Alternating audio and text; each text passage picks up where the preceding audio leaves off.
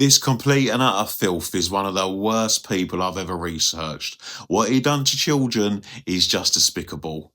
Stay around for the end though to hear how beautiful, beautiful prison justice was served. Richard Huckle is one of the most notorious convicted child sex offenders in recent British history.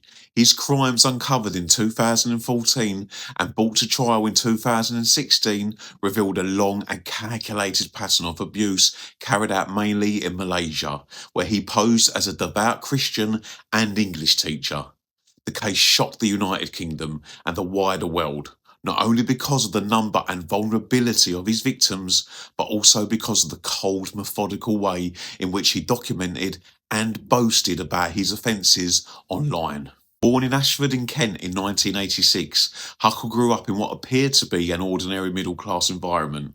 There was nothing in his early life that obviously predicted the scale of his future crimes. After leaving school, he trained in photography and began travelling, presenting himself as a pious young man keen to do missionary work and help disadvantaged communities abroad. This public image, carefully crafted, became his primary tool for gaining access to children and winning the trust of families. Huckle first travelled to Malaysia as a teenager on a church mission trip and later returned to live there for extended periods. He embedded himself in poor communities, often in the role of an English teacher, tutor, or just a friendly volunteer who wanted to support local children. Parents struggling with poverty and drawn to free assistance and apparent kindness left their children in his care. He exploited their trust in the most appalling ways. For roughly a decade from 2006 to 2014, Huckle abused dozens of children, some as young as 6 months old. Many of his victims were from impoverished, marginalised communities, including Christian and Hindu families in predominantly Muslim Malaysia. The full number of victims is still unknown. Investigators believe there were at least 23 children that could clearly be identified, but the real figure may have been far higher. What elevated the horror of his crimes was the way he meticulously recorded them. Huckle took thousands of photographs and videos of the abuse, storing and sharing many of them on the dark web. He operated under pseudonyms in online PDF networks, where he not only distributed images, but also wrote guides and tips for how other offenders can groom and exploit children in developing countries. In some posts, he chillingly framed his activities as a kind of career in child abuse, boasting about how easy it was to gain access to vulnerable children if one had patience and a convincing public persona. Absolute wrong'un. These activities brought him to the attention of international law enforcement. In 2014, Australian investigators uncovered material linked to Huckle's as part of a wider operation against child exploitation on the dark web. They alerted the UK's National Crime Agency, the NCA, which began building a case. When Huckle flew back to the UK from Malaysia for Christmas in December 2014, NCA officers arrested him at Gatwick Airport. His laptop and storage devices, later analysed by specialists, contained more than 20,000 indecent images and videos of children. The evidence against Huckles was overwhelming.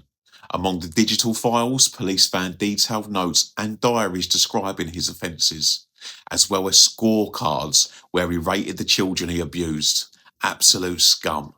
He had also drafted a manual intended for other PDFs, explaining how to target children in poor communities under the cover of charity or religious work.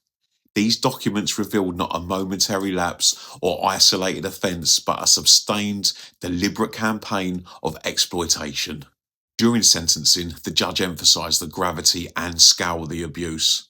It spanned nearly a decade, involved very young and highly vulnerable victims, and was accompanied by a level of premeditation and documentation that indicated a deep-rooted and dangerous sexual interest in children. The court heard how Huckle had even planned to adopt children, which would have given him near total control over new victims. He had also set up a sham charity, apparently as another means of embedding himself in communities and accessing children. Given the seriousness of the offences, Huckle received 22 life sentences, with a minimum term of just 25 years before he could be considered for release. In practice, this meant that he was unlikely ever to leave prison. The case sparked public outrage and led to renewed debate over how effectively the UK monitored citizens working with children abroad, as well as how international law enforcement agencies could better track offenders who target vulnerable communities in developing nations. The impact of Huckle's crimes on his victims and their families is immeasurable. Many of the children come from environments where there was already hardship and a lack of support services. The abuse added layers of trauma that could last a lifetime.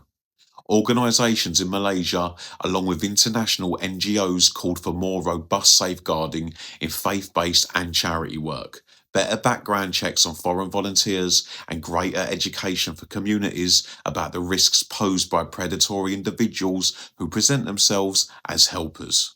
In October 2019, while serving his sentence at Full Sutton Prison in East Yorkshire, Huckle was found dead in his cell, having been murdered by another inmate. The attack involved multiple injuries, including a broken jaw and a stab wound to the neck, inflicted with a makeshift blade. A homemade sharp weapon was also inserted into his nostril, causing a severe brain injury. It was put so far up his nose it penetrated his brain. He was ultimately killed by strangulation using an electrical cord. Good riddance. His death brought renewed media attention, but also revived painful memories for those affected by his actions. Some commentators argued that his killing deprived the public of seeing him held accountable for the full term of his sentence. Others focused on the continued failure of systems, both in the UK and abroad, to prevent such wide-ranging abuse in the first place. The crimes of Richard Huckle stand as a chilling example of how a manipulative individual can exploit trust, poverty, and weak safeguards to commit extensive harm over many years. They underline the urgent need for rigorous vetting of anyone who wants to work with children, especially in international or faith-based settings, and for strong cooperation between countries in tracking and apprehending child sex offenders. Above all, the case is a stark reminder that genuine protection of children requires constant vigilance, informed communities, and robust, well-resourced institutions capable of acting swiftly at the very first sign of danger. Thank you for listening today, and remember, stay behind the yellow tape.